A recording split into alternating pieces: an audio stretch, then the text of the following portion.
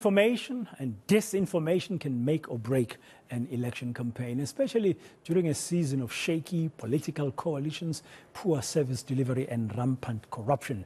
South Africa is, of course, heading towards another election, and fake news has the ability to threaten democracy and the credibility of the news. Joining me now is William Baird from Media Monitoring Africa, just to discuss this phenomenon of disinformation and misinformation.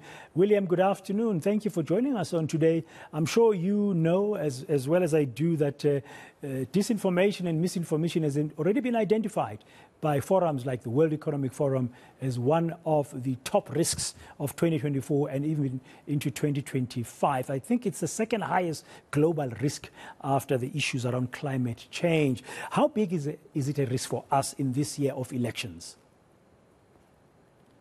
Good afternoon. Well, of course, it's a significant one. I mean, as you said, it's on not just a local but a global agenda.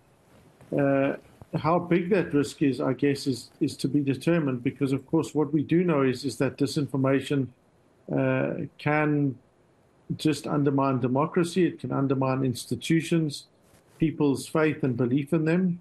So you can imagine, in a worst-case scenario, you undermine the integrity of the IEC to the extent that people don't believe the outcome of the election. And what that does is it fundamentally destroys your sense of whether those elections were democratic or not.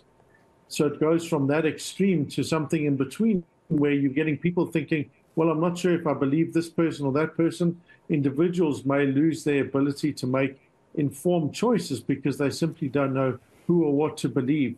So its scale and relative to the risk varies dramatically. So we know that there are people and bad actors that are going to try and drive mis and disinformation.